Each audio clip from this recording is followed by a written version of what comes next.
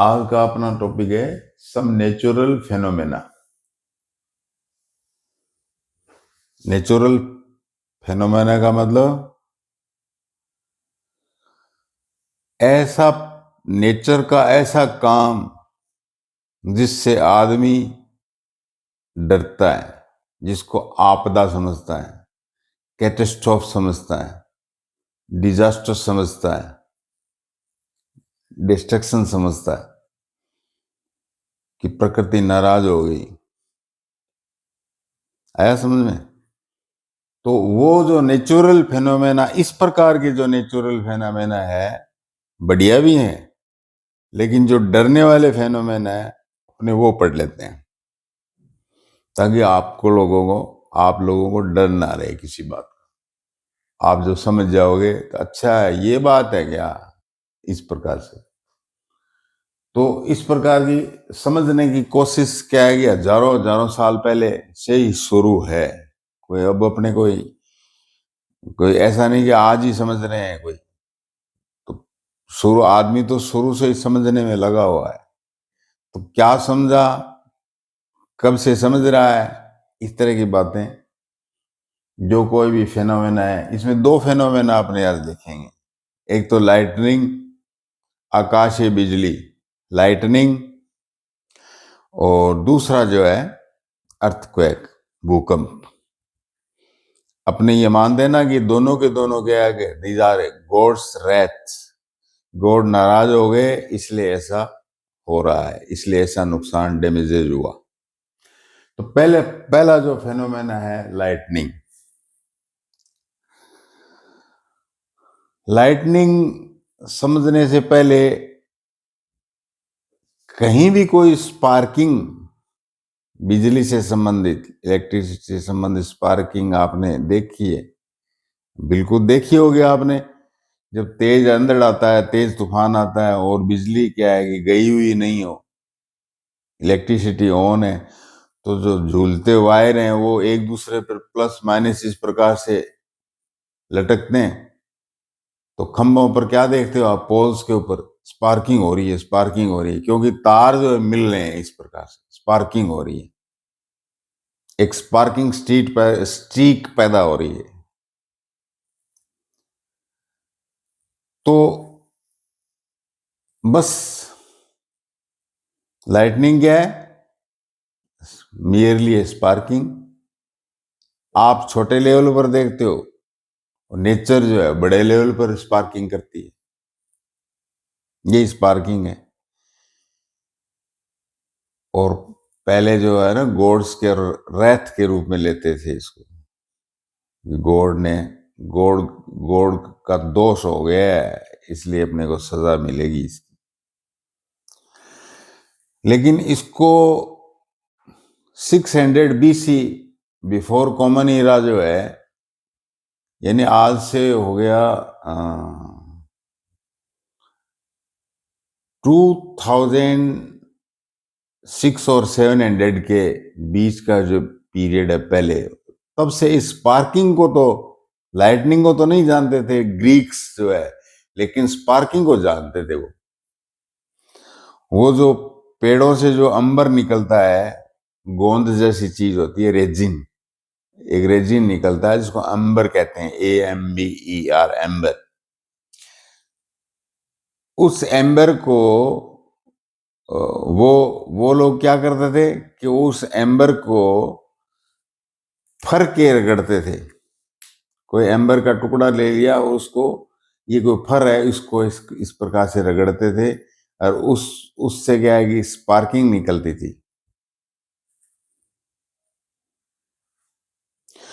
और वो जो एम्बर है वो कागज के जो न्यूट्रल टुकड़े हैं उनको, हल्के टुकड़ों को अटैक भी कर लेता था वो एम्बर। ग्रीक्स जानते थे ये स्पार्किंग। लेटर ऑन क्या है कि 1752 में 1752 में आफ्टर ऑल बेंजामिन फ्रैंकलिन, ये पीरियड, ये एरा, ये जो सन है, कौन सी है ये, ये जब यहां प्लासी का युद्ध हुआ था उससे 5 साल पहले, लॉर्ड क्लोई वगैरह इतिहास में पढ़ते हो आप, उससे पहले वहां यूएस के अंदर जो बेंजामिन फ्रैंकलिन जो था, उसने ये बताया कि अरे भाई, जैसे आप अंधेरे में वुलन कपड़े, नायलॉन के कपड़े खोलते हो और जो स्पार्किंग निकलती है और चिटचिट की आवाजें आती है, चिटचिट की आवाज आती है, बस यही लाइटनिंग है भाई, यही लाइटनिंग है। सबसे पहले उसने, बेंजामिन फ्रैंकलिन ने समझाया कि लाइटनिंग क्या है, कि स्पार्किंग जो आपके क्लॉथ से निकलती है रबिंग होने से, वैसे ही ऊपर भी रबिंग होती है, अपने पढ़ेंगे, वो स्पार्किंग बड़ी है, ये छोटी है कपड़े वालों। बात एक सी है। बेंजामिन फ्रैंकलिन कौन था पता है आपको? अमेरिका में दो पार्टियां हैं ना, जैसे यहाँ बीजेपी, कांग्रेस, यहाँ तो कई हैं, बहुत सारी हैं। वहां सिर्फ दो ही पार्टियां हैं अमेरिका में, एक तो रिपब्लिकन और एक डेमोक्रेट। तो डेमोक्रेट पार्टी को बनाने वाला जो है बेंजामिन फ्रैंकलिन था, बहुत बड़ा लीडर था अमेरिका का। तो आपको अचंभा होगा कि he was politician as well as scientist.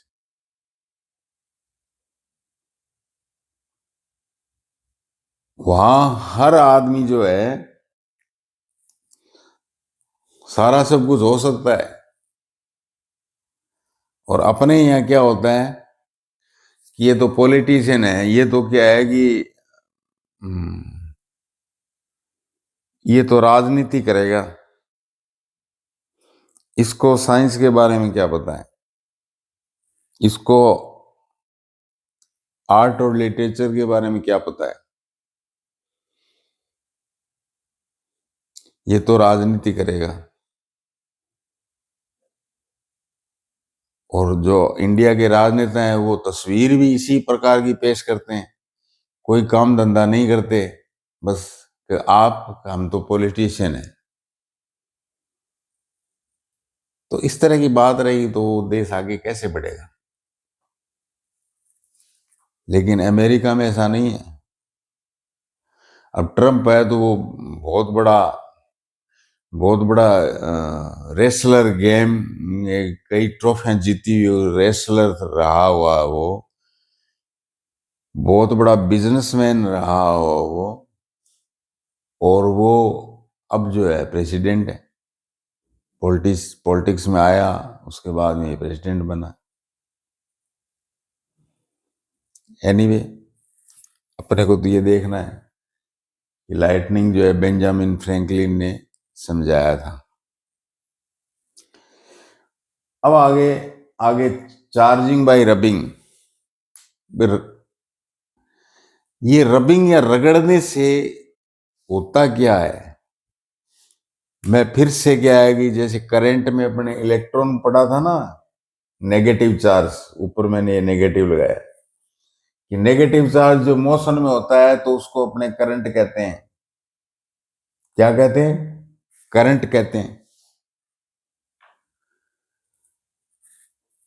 यहां वायर लगा दिया इसके, तो वायर के थ्रू जो है इलेक्ट्रॉन आगे पीछे जा रहे हैं, करंट जा रहा है, करंट प्रवाहित हो रहा है।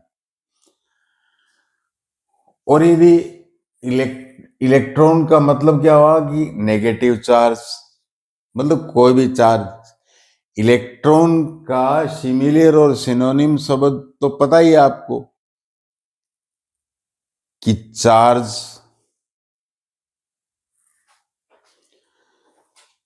यदि चार्ज है, कोई चीज चार्ज है, तो इसका मतलब आप क्या बोलोगे कि भाई इसमें पॉजिटिव और नेगेटिव जो बैलेंस नहीं है। ऐसा नहीं कि 100 is equal to 100, 100 is equal to 100, ऐसा नहीं है। ऐसा है कि 99 और ये कम ज्यादा हो सकते हैं, ये इसका इलेक्ट्रॉन इधर चला गया होगा, तो इलेक्ट्रॉन इसका इधर चला गया तो भाई नेगेटिव हो गया ना, ये नेगेटिव हो गई ये चीज, और ये जो है इसका एक गायब हो गया नेगेटिव, तो पॉजिटिव बढ़ गया। पॉजिटिव तो 100 का 100 है, 100 का 100 है, तो इसलिए इसको पॉजिटिव बोल दिया। है ना समझ में बात? तो पॉजिटिव पॉजिटिव को तो ये मानकर चलो कि जितना है उतना ही रहेगा, उसमें से जो नेगेटिव निकलता है या उसमें नेगेटिव और ऐड हो जाता है, तो आप नेगेटिव चार्ज पॉजिटिव चार्ज ऐसे बोलने लग जाते हो। रियल में पॉजिटिव तो उतना ही रहता है, सिर्फ और सिर्फ जो नेगेटिव चार्ज है वो निकलता है, वो जुड़ता है। तो इसमें आप देखोगे, मैंने जो ग्राफिक बनाया है ये, इसको ध्यान से देखना, पॉजिटिव और नेगेटिव, और इधर रिमार्क्स डाल दिए। इस हैपनिंग से रिमार्क्स में क्या है वो लिख दिया आपने। तो आप ये देखोगे कि पॉजिटिव, मैंने बोला ना कि पॉजिटिव मतलब वो तो 100 है या 150 है प्रोटॉन, वो तो उतने ही रहते हैं, वो तो हिलते ही नहीं। अब उनके बराबर जो है इलेक्ट्रॉन होते हैं, उनका मुकाबला करने के लिए माइनस, ये नेगेटिव उनका मुकाबला करने के लिए होते हैं।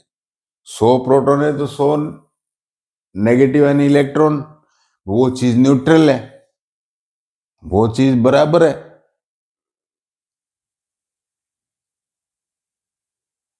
तो वो चीज तो कोई स्पार्किंग दिखाएगी नहीं। तो क्या है, जब प्लास्टिक रिफिल को पॉलीथीन या वुलन क्लॉथ से रब करोगे, जब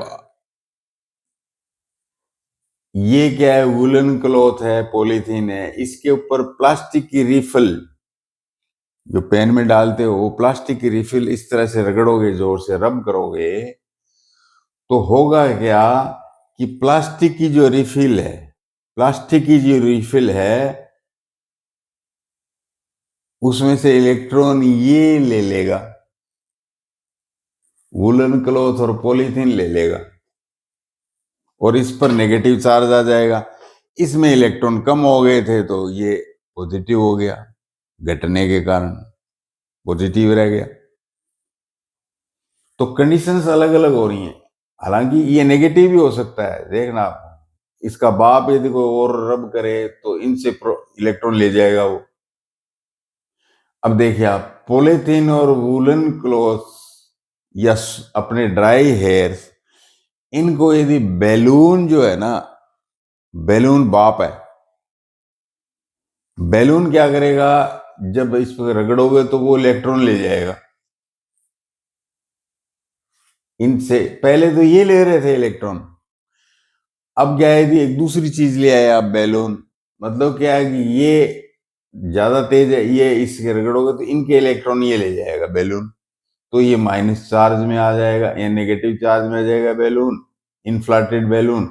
और ये जो है इन्फ्लाटेड होना चाहिए, वो जो प्लास्टिक है ना, पतला प्लास्टिक, उसका वो रगड़ में आना चाहिए, उसकी पॉलीथीन की।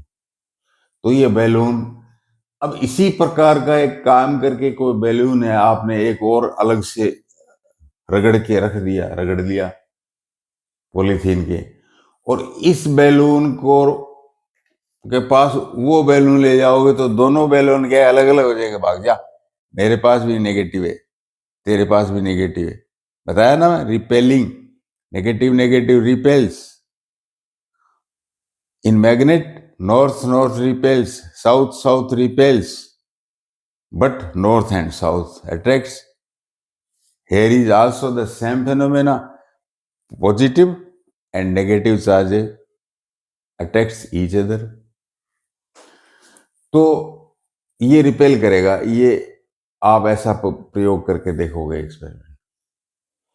वूल के इरेजर रगड़ोगे, जो रबड़ बैड कंडक्टर होता है ना, रबड़, इस प्रकार से इस पर रबड़ लगाओ या प्लास्टिक लगाओ, उससे आप जो है वूलन कपड़ों को इस तरह से साफ करोगे, इस प्रकार से क्लियर करोगे, वॉश एक प्रकार से उसमें से रेत हटाओगे, कचरा हटाओगे, रब करोगे, तो क्या है कि जो इराजर में जो है ना, वो इराजर क्या करेगा, जो उस वूल में से इलेक्ट्रॉन ले लेगा,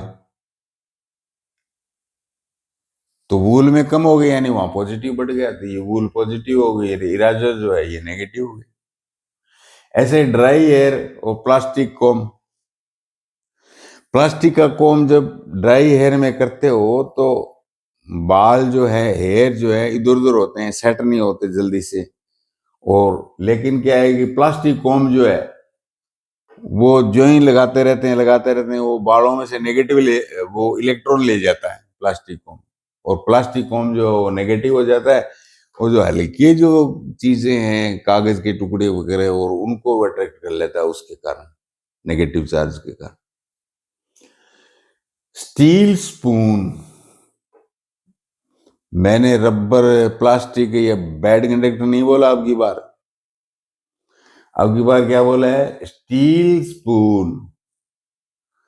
स्टील का स्पून पॉलीथीन और वुलन क्लॉथ के रगड़ोगे तो आप बोलोगे तो कोई फर्क नहीं पड़ रहा। क्यों नहीं फर्क पड़ा? इलेक्ट्रॉन का तो नुकसान फायदा होगा ही रगड़ने से। स्टील स्पून को जो पॉलीथीन और वुलन क्लॉथ पर रगड़ा, तो ये गुड कंडक्टर स्टील स्पून। इसमें क्या है, इससे इससे जो इलेक्ट्रॉन है वो पॉलीथीन और वुलन क्लॉथ में चले जाएंगे, इस पर पॉजिटिव चार्ज आ जाएगा। ये पॉजिटिव हो या नेगेटिव हो, वो क्या क्या करेगा, here spoon is a good conductor and charge will be in earthing. बताया ना, कितना भी बड़ा करंट हो, कितने बड़े इलेक्ट्रॉन हो, चाहे पॉजिटिव चार्ज हो चाहे नेगेटिव चार्ज हो, सारा का सारा धरती माँ जो है ये सोख लेती है और अपने बच जाते हैं, यूज भी ले लेते हैं और बच भी जाते हैं। तो घर पर आपने देखा होगा, आपके जो इलेक्ट्रिक फिटिंग्स है वहां पर एक एक्स्ट्रा लाइन के अंदर, जमीन के अंदर गाड़ा होता है तार मेटल का। तो यदि घर के अंदर एक्स्ट्रा चार्ज आ गया, करंट आ गया, वो उस तार से उस धरती के अंदर अर्थिंग होने से चला जाएगा और आप सेफ रहोगे, और चार्ज जो धरती में चला जाएगा, अर्थिंग। तो मैं क्या है कि नंगे पांव खड़ा था और स्टील स्पून ले रखा था, तो स्टील स्पून क्या है कि मेरे बॉडी में चार्ज लाया और फिर जमीन के अंदर चार्ज को प्रोवाइड कर दिया। ओके, तो कुल मिला के ये सारी कहानी पॉजिटिव और नेगेटिव में आप क्या महसूस करोगे कि कोई चीज प्लास्टिक की या वुलन की, या वुलन क्या होता है, ये एक प्रकार से एनिमल से हेयर ही होते हैं, एनिमल्स प्रोटीन होता है। ये क्या होता है, एनिमल्स प्रोटीन होता है। और जो पेड़ पौधों से जो कॉटन का जो फाइबर रेस होता है, कपड़ा बनाया जाता है कॉटन का फाइबर, वो कार्बोहाइड्रेट होता है। लेकिन इलेक्ट्रॉन लेने की और देने की जो बात है वो प्रोटीन ज्यादा करता है। तो कोई ढीला डाला इस तरह से कोई प्लास्टिक हुआ या प्रोटीन हुआ या कोई रबर हुआ, ढीली सतह होनी चाहिए, वो इलेक्ट्रॉन को, उसके पास जगह बहुत होती है, वो इलेक्ट्रॉन को ले लेता है दूसरे से, नेगेटिव हो जाता है। देखिए बैलून जो है, इसके मुकाबले पॉलीथीन और वुलन क्लॉथ के मुकाबले ये ढीला डाला है ना, उसकी सतह प्लास्टिक रिफिल्ड और हार्ड सा होता है, और इसकी बजाय ये ढीला डाला है पॉलीथीन और वुलन क्लॉथ। और ये ड्राई हेयर जो है वो प्रोटीन जो हार्ड होता है, फिक्स होता है, और प्लास्टिक जो है, जो वो कॉम्ब का जो प्लास्टिक है वो थोड़ा नरम सा होता है, वो ले जाएगा इलेक्ट्रॉन। ये याद करने के लिए बता रहा हूं मैं, फाइनल तो काफी स्टडी करनी पड़ती है इसकी, लेकिन आपको तो सिंपल लैंग्वेज में बोलना पड़ेगा ना। चलो, रिजल्ट क्या निकला इस प्रकार की बात से? रिजल्ट ये निकला कि जो वही नेगेटिव नेगेटिव है, ये देखो नेगेटिव नेगेटिव जो रिपेल कर रहा है, और पॉजिटिव पॉजिटिव भी आपस में रिपेल करेंगे, और अट्रैक्शन जो है पॉजिटिव और नेगेटिव और पॉजिटिव, पॉजिटिव और नेगेटिव अट्रैक्शन करेंगे। और ये जो प्लस का निशान है और जो नेगेटिव निशान है, इनको क्या बोलते हैं? कन्वेंशनल जो है, रिवाज हो गया ऐसा शुरू में, जो रिवाज डाला गया साइंटिस्टों के द्वारा, तो प्लस को पॉजिटिव कहने लग गए और नेगेटिव को, ये माइनस जो है इसको नेगेटिव कहने लगे, इसको बोलने लगे कन्वेंशनल। तो इनको हम कहेंगे plastic refill positive, dry hair positive, तो रिवर्स में क्या है, प्लास्टिक कॉम को नेगेटिव, ऐसे बोलते हैं कन्वेंशनल, ये बात है। तो ये सारा आपको जब समझ में आ जाता है, तो ये भी समझ में आ जाएगा व्हेन चार्जेस मूव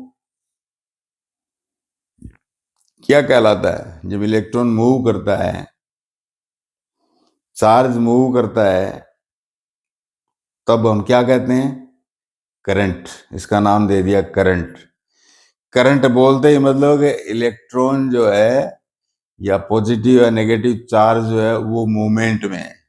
असल में पॉजिटिव मूवमेंट नहीं करता, लेकिन क्या है कि चार्ज मूवमेंट में है, इलेक्ट्रॉन तो मूवमेंट में रहते ही। लेकिन यदि वो मूवमेंट करे ही ना,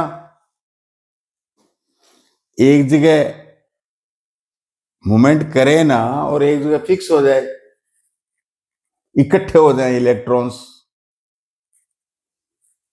और दूसरी तरफ जो है इलेक्ट्रॉन्स कम हो गए, तो उधर पॉजिटिव चार्ज जो है इकट्ठा हो रहा है।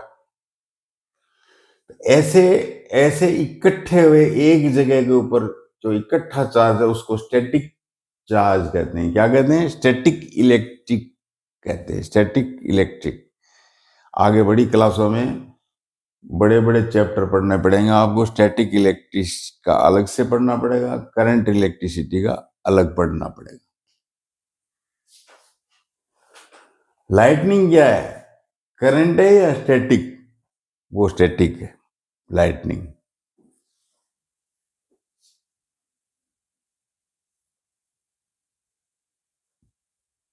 तो ट्रांसफर ऑफ चार्ज जो है, ट्रांसफर ऑफ चार्ज जो अर्थिंग हुआ ना स्पून में, स्टील स्पून के अंदर जो स्टैटिक चार्ज था, वो अर्थिंग हो गया, नीचे जमीन में चला गया, अपने को लगा ही नहीं, पता ही नहीं लगा, वो अर्थिंग हो गया। आप प्लास्टिक की कुर्सी के ऊपर रबर सोल के या प्लास्टिक सोल के शूज पहनकर आप बैठे बैठे हो, ऐसे थोड़े हिलते हो और तो रबिंग होती है, आपकी बॉडी के अंदर क्या है कि चार्ज आ जाता है। और कोई आपका दोस्त आता है, और दोस्त क्या है, आप वहीं बैठे हो और आपसे हाथ मिलाएगा, तो उसको क्या, अरे करंट आ रहा है तेरे में, तो आपको फील ही नहीं हो रहा, क्योंकि अर्थिंग हो रही है, वो उस दोस्त के माध्यम से हो रही है। जो इलेक्ट्रॉन, आपके तो रबर सोल थे नीचे, आप अर्थ से टच ही नहीं हो रहे, तो अर्थ में जाएगा कैसे वो चार्ज? वो जो ही दोस्त ने हाथ लगाया, दोस्त के पास आपके चार्ज गए, और वो क्या है कि धरती के थोड़ा बहुत मामूली सा कहीं टच, कोई अंगूठा वगैरह और कोई भी हाथ, कोई जमीन इसके कहीं टच होगा, कोई आयरन के और कहीं टच होगा, और वो क्या है, उसमें क्या, वो क्या करंट इसको कहते हैं अर्थिंग, इसको कहते हैं अर्थिंग। और जो आकाश की जो लाइटनिंग है उसकी अर्थिंग भी करेंगे अपने, ताकि जमीन में चली जाए और अपने को वो डिस्ट्रॉय ना करे। और जो बताता है चार्ज को इंस्ट्रूमेंट कि इसमें चार्ज है इसमें नहीं है, उस इंस्ट्रूमेंट को क्या कहोगे? स्कोप में तो देखने वाला इलेक्ट्रोस्कोप, चार्ज को इसमें है या नहीं इसको देखने वाला, स्कोप करने वाला, उस यंत्र को आप क्या कहोगे? इलेक्ट्रोस्कोप। बस इतनी सी बात है, इलेक्ट्रोस्कोप। अब अपने क्या है कि मूल मुद्दे पर आते हैं। इतनी देर तक तो क्या है कि आप चार्ज आ रहा है जा रहा है समझ समझ रहे थे। ये अपने क्या है कि लाइटनिंग की स्टोरी देखते हैं, 4 पार्ट में कर लेते हैं ये, इसमें आप फिलअप कर लेना। Story of lightning. बादल गरज रहे हैं, वर्षा हो रही है, आने वाली है, हवाएं चल रही हैं, हवाएं तेज चल रही हैं, हवाएं भयंकर हवाएं चल रही हैं। और वो हवाएं क्या है कि भाई ऊपरी उठेंगी ना, धरती पर हवाएं गर्म हो जाती हैं कंपैरेटिवली, ऊपर ठंडा होता है, तो ऊपर उठेंगी इस प्रकार से हवाएं।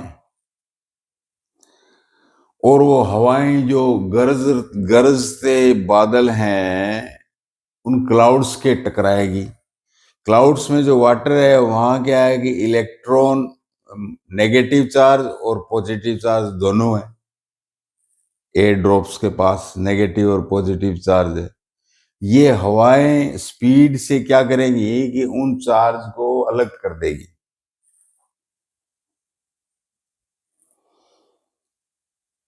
ये ये कोई बादल है,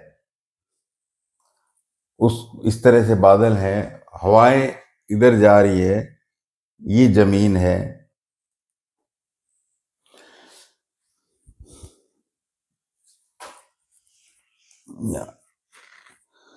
बादल बनाने भी नहीं आते।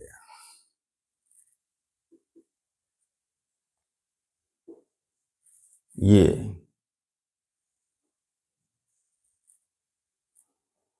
और ये आपका अर्थ सरफेस, ये आपका अर्थ सरफेस। अब जो हवाएं जो है इस प्रकार से जो उठी और स्पीड से गई, तो इनके अंदर जो चार्ज था पॉजिटिव और नेगेटिव जो वाटर ड्रॉप्स के पास, वो पॉजिटिव जो चार्ज है वो बादल के ऊपरी हिस्से में डाल देगी हवा। ऊपरी हिस्से में अलग कर दिया ना, तो ये ऊपरी हिस्से में चला जाता है पॉजिटिव चार्ज बादल के। और ये जो और इसका नेगेटिव चार्ज है वो निचले हिस्से में आ जाता है इस प्रकार से। ये नेगेटिव, ये पॉजिटिव चार्ज बादल के ऊपरी किनारे पर, एज पर, और ये लोअर एज के ऊपर। और इसके इंडक्शन से यहां पॉजिटिव चार्ज पैदा हो जाता है धरती के ऊपर, यहां पॉजिटिव चार्ज होता है धरती के ऊपर। अब आप ये कहोगे अर्थिंग कैसे होगी? एयर तो बेड कंडक्टर है, पड़ा हुआ है हमारा। एयर तो जो है बेड कंडक्टर है इलेक्ट्रिसिटी का। यहां तो एयर ही तो है ना भाई, यहां तो एयर है।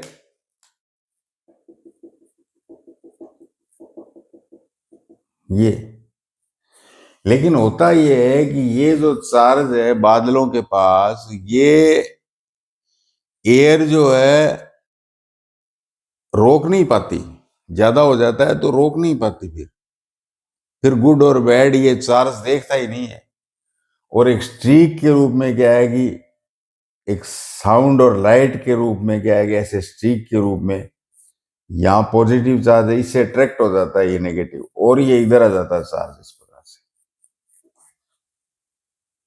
इसको कहो बिजली गिरना धरती पर। तो सारी सारी स्ट्रीक जो बादलों में देखते हो आप, जो लाइटनिंग देखते हो, सारी धरती पर गिरती है क्या? नहीं, कोई कोई गिरती है जो एयर को क्रॉस कर जाती है, वो गिरती है स्ट्रीक्स। बाकी क्या है कि बादलों के अंदर आपस में भी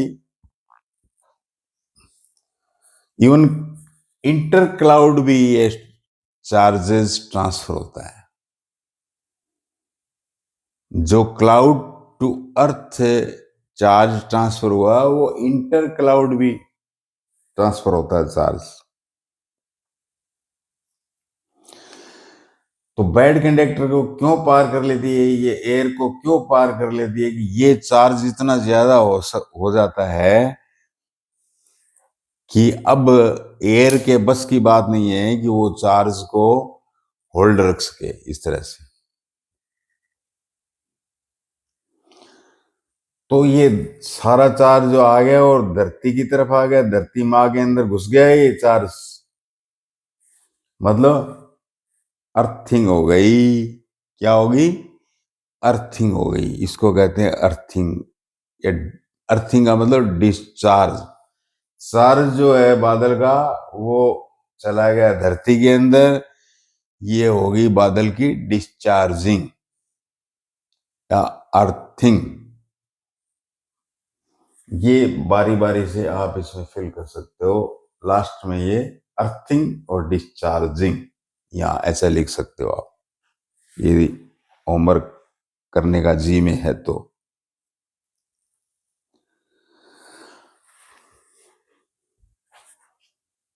जब आप लाइटनिंग के कारण जान गए तो इससे सेफ्टी भी जानी चाहिए ना। लाइटनिंग सेफ्टी, घर में हो लाइटनिंग सेफ्टी, आप किसी भी बिल्डिंग के अंदर चले जाइए तुरंत सेफर प्लेस में, सेफर प्लेस में चले जाइए। और आप सेफर प्लेस में आप कोई बड़े पेड़ के पास, बड़े पेड़ के नीचे ना ठहरे, क्योंकि बड़े पेड़ का एरिया ज्यादा होगा और चार्ज भी नजदीक होगा, तो वो पहले अट्रैक्ट कर लेगा वो बड़ा पेड़ जो है। तो कहीं ऐसी नौबत आए कि आप जंगल में हो तो आप बड़े पेड़ की बजाय जो छोटा पेड़ है ना, वो सेफर प्लेस है आप छोटे पेड़ के नीचे खड़ा होना कंपेरेटिवली, क्योंकि उसका एरिया कम होता है और एरिया कम होने से जो स्टैटिक चार्ज है उसके ऊपर कम है, और जो बड़े लोग हैं उसके पास चार्ज ज्यादा है भाई, और उसके ऊपर ही आगे गिरेगी बिजली, लाइटनिंग। डूज और डोंट्स, डू और डोंट्स, क्या करना चाहिए क्या नहीं करना चाहिए।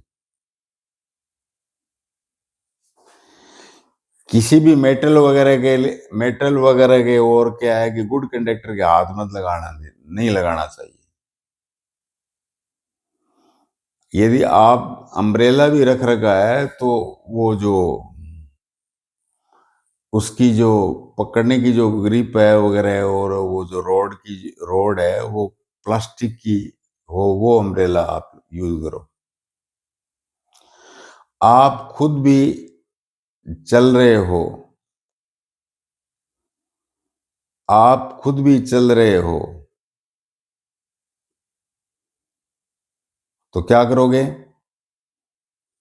बाहर हो आप, खुद चल रहे हो और फंस गए आप, तो ऐसी अवस्था में आप उस सरफेस पर लेटने की बजाय, क्योंकि आपका एरिया ज्यादा हो जाएगा, चार्ज आप में ज्यादा आ जाएगा, ऊपर से अट्रैक्शन से आप पर बिजली गिर सकती है।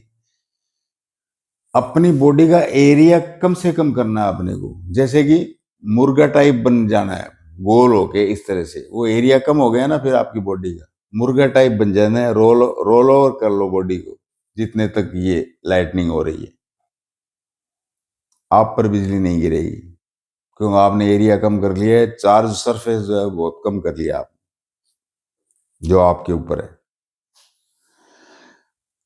आप यदि घर में हो, आप यदि घर में हो,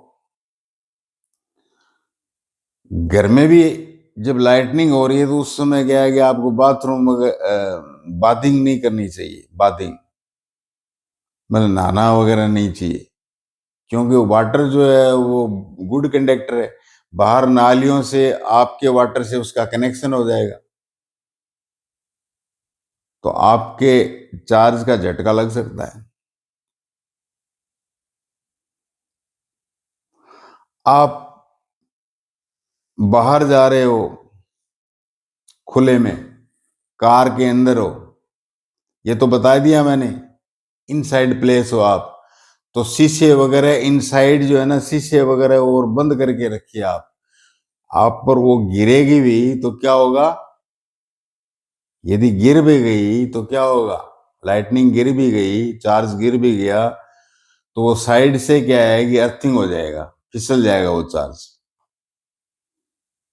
टायरों के माध्यम से वो अर्थिंग में चला जाएगा, आपको नुकसान नहीं होगा।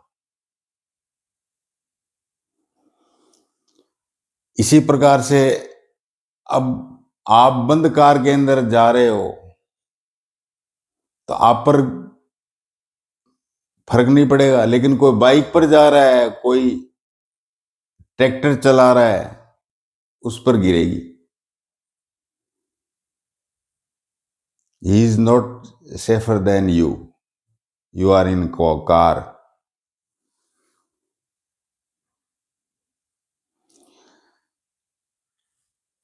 बिल्डिंग को कोई नुकसान नहीं हो, कई बार बिल्डिंग्स पे गिर जाती है, ऊंची बिल्डिंग्स हो, वहां चार्ज होता है तो वहां बादल से जो पार करके सबसे पहले उसको पकड़ेगी।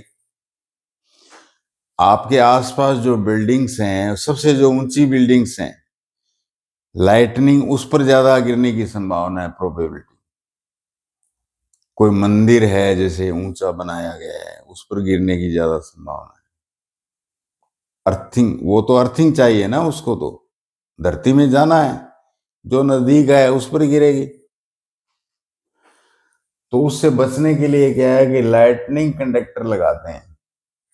लाइटनिंग कंडक्टर क्या है कि एक गुड कंडक्टर का एक तांबे का इस तरह से कोई मोटी प्लेट होती है या तार होते हैं, वो ऊपर ही ऊपर बिल्डिंग से थोड़ा सा ऊपर इस तरह से करके लगा देते हैं उसको।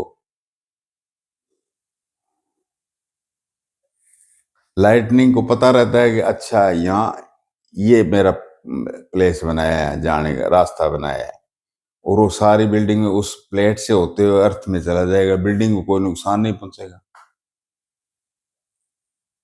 इसको कहते हैं लाइटनिंग कंडक्टर। आ गया समझ में?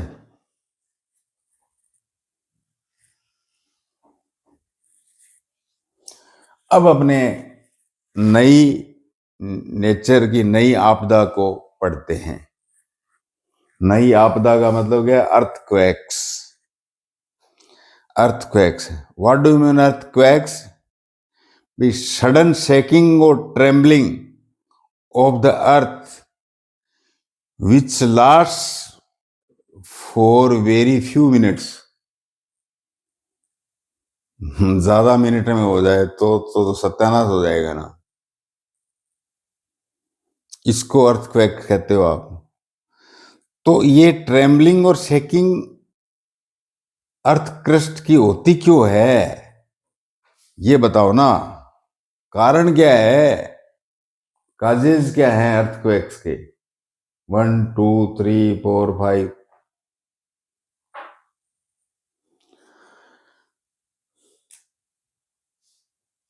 आप अपने घर की दीवार को ही देख लो, आप क्या दीवार पूरी की पूरी यूनिट में है, एकल है, यूनिटरी है? नहीं, इस तरह से उसमें ब्रिक्स लगी हैं।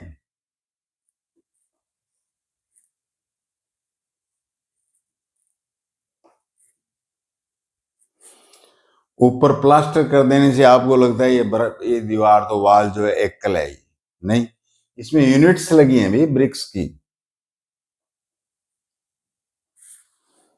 ये क्यों बता रहा हूं मैं यूनिट्स? कि धरती की जो क्रस्ट है, धरती की जो आउटर मोस्ट लेयर है, आउटर लेयर है, वो भी एकल नहीं है, वो भी टुकड़ों में इस तरह से, उसके अंदर भी इस तरह से टुकड़े हैं, बड़े बड़े इस तरह से टुकड़े हैं यूं। इन टुकड़ों को क्या कहते हैं? प्लेट्स हैं ये। इन टुकड़ों को प्लेट्स कहते हैं। इन इन प्लेट्स को टेक्टोनिक प्लेट कहते हैं, टेक्टोनिक प्लेट, टेक्टोनिक प्लेट्स। ये क्या है? कंटिन्यूअली, ये कंटिन्यूअली यानी बार बार, not continuous but continual. Continual और कंटिन्यूअस में फर्क होता है। कंटिन्यूअस तो बराबर धड़ धड़ धड़ धड़ धड़ चल ही रहा है, रुक ही नहीं रहा। कंटिन्यूअल का मतलब होता है कि कभी मोशन हुआ और फिर कुछ साल या महीनों के लिए रुक गया, फिर मोशन हुआ, फिर कुछ रुक गया, लेकिन हो तो बारंबार रहा है ना, कंटिन्यूअल हो रहा है। तो continual motions of tectonic plates causes such shaking and trembling of crusts। आ गया समझ में? यहां हो गया आपका। अब ये जो मोशन है, ये धरती के ऊपर जो है डिस्टर्ब करेंगे, डिस्टर्ब करता है ये भाई, ये डिस्टर्ब करता है। This motion disturbs the crust. आया समझ में? ये डिस्टर्ब करता है क्रस्ट को। लेकिन ये डिस्टरबेंस का, earthquakes का हाउ की मोशन से होता है, प्लेट्स के, टेक्टोनिक प्लेट्स के मोशन से होता है। हाउ तो आपको ज्ञात है, हाउ तो पता है, लेकिन ये मोशन कब होगा, when and where, you don't know. No scientist can predict when and where. कई बार इधर कोई कोई देश की प्लेट हिल जाए, कभी कोई मोशन हो जाएगा, ये इस प्रकार से। ये जो प्लेटों का मोशन है, ये कई बार क्या है कि वोल्केनोज के कारण भी हो जाता है।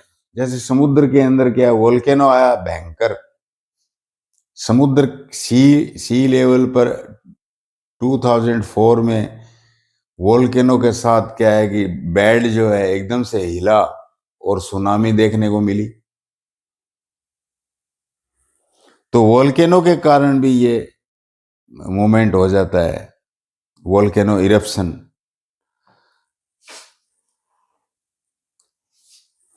कोई मेटर जो है नीचे टकराता धरती के आगे, वैसे तो एटमॉस्फेयर में जल जाते हैं, लेकिन कोई टूटा हुआ तारा, मीटर जिसको कहते हैं, जमीन के टकरा गया तो धरती हिलेगी।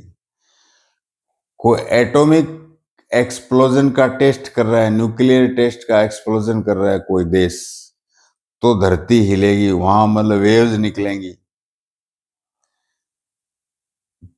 तो ये मोशन हो सकता है प्लेट्स का। पता कर लेते हैं ना, कितना ही गुप्त रखो आप न्यूक्लियर टेस्ट को, दूसरे देश फटाक से पता लग कर लेते हैं कि ये वेव निकली है, इस इतने लेवल की, इस एनर्जी की वेव निकली है धरती के अंदर प्लेट्स के द्वारा, और प्लेट्स फिर मोशन में आई हैं, अंदर ही अंदर मोशन में आई हैं, इंस्ट्रूमेंट से ज्ञात कर लेते हैं वो। और सबसे ज्यादा जो खतरा कहाँ होगा, ये टेक्टोनिक प्लेट्स की जो बाउंड्री है, ये बाउंड्रीज है, एजेस जो है, ये वीक एजेज है। यहां जो देश होंगे, यहां जो जनता रहेगी, उनको खतरा रहेगा। जापान है इस तरह के, जापान जो है इस तरह के वीक जोन के ऊपर है। सिस्मेटिक जोन भी कह सकते हो इसको, फाल्ट जोन भी कह सकते हो। कई पर्यायवाची, कई सिमिलर वर्ड्स हैं इस जगह के। सिस्मेटिक जोन, फाल्ट जोन, आया ना समझे? वीक जोन ये अपने इंडिया में कहाँ है? सारे हिमालय में। उधर पाकिस्तान अफगानिस्तान से जो हिमालय चला आ रहा है, और वो उधर नेपाल भूटान तक को पार करके नॉर्थ ईस्ट में घूम जाता है हिमालय।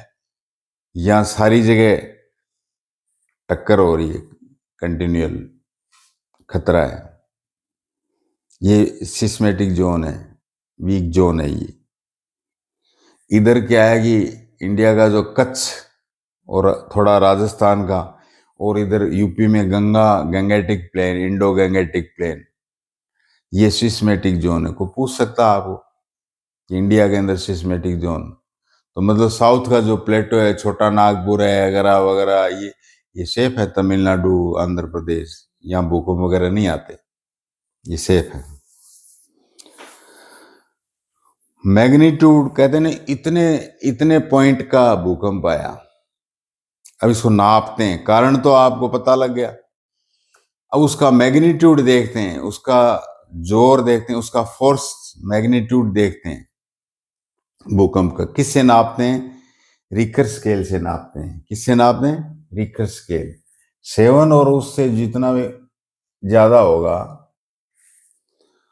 वो डिस्ट्रक्शन ज्यादा करेगा। Destruction after 7 Richter scale. इसमें सिर्फ और सिर्फ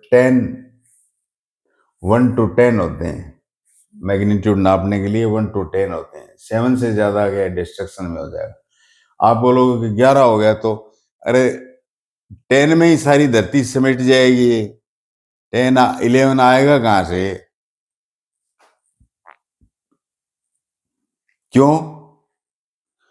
यदि सिर्फ 2 बढ़ता है, सिर्फ और 2 रिक्टर स्केल बढ़ता है, तो 1000 से इंटू कर लो, मल्टीप्लाई कर लो, इतना डिस्ट्रक्शन हो जाता है सिर्फ 2 मल्टीप्लाई करने से।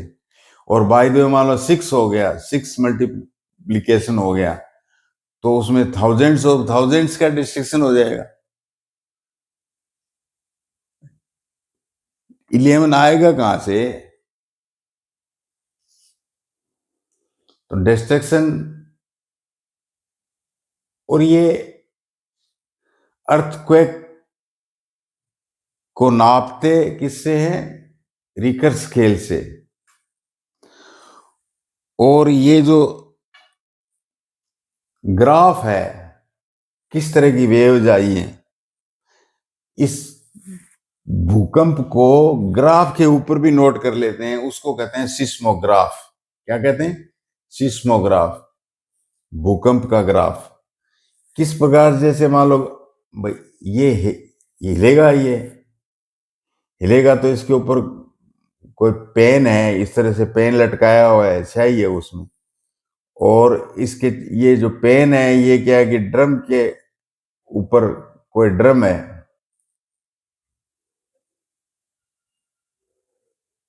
ये पेन नीचे आ गया। ये क्या है कि एक पेंडुलम,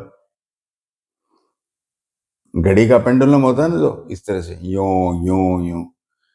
तो जब वो आएगा क्या, अर्थक्वेक, तो इधर आएगा, ये इधर आएगा, और इसके लगी हुई घड़ी, पेन,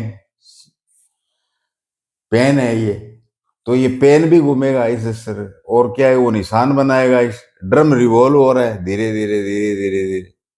इसके ऊपर कागज है ग्राफ का, वो इस तरह से, इस तरह से, इस तरह से, ये इस तरह से पूरे ग्राफ पेपर के ऊपर जो है ना, वो पूरी आ जाएगी यूं यूं यूं। उससे नाप लेते हैं फिर, सिस्मोग्राफ। इसको कहते हैं सिस्मोग्राफ। कुछ नहीं है ये, ग्राफ पेपर के ऊपर हिलता हुआ पेन जो है वो आड़ा टेढ़ा ग्राफ बना देता है, उसको सीस्मोग्राफ कहते हैं। बस इतना सा ही तो है ही ये बात है। अब फिर वही बात आ गई, आपने बहुत पढ़ लिया अर्थक्वेक के बारे में, लाइटनिंग पढ़ा तो उससे बचने के उपाय, अर्थक्वेक पढ़ा तो उससे बचने के उपाय। क्या आप घर पर हो तो भाई पहली बात तो घर जो है इस तरह के बनाए जाए जैसे मतलब साइंटिफिक तरीके से, क्वैक सेफ, अर्थक्वेक सेफ घर बनाए जाएं। वो खर्चा ज्यादा मांगते हैं। अब इतनी बड़ी बड़ी बिल्डिंग्स हैं लंबी, वो तो नहीं गिरती। क्यों नहीं गिरती? क्योंकि मान लो ये बिल्डिंग है, इसमें सिर्फ और सिर्फ दीवार की जो वाल की है वो खोद कर उसकी नींव रूट नहीं बनाई गई है। बाकी बहुत गहरा खोद कर जितना ऊंचा है उतना ही नीचे खड्डा खोदा गया है। एरिया ये कितना एरिया है मान लो,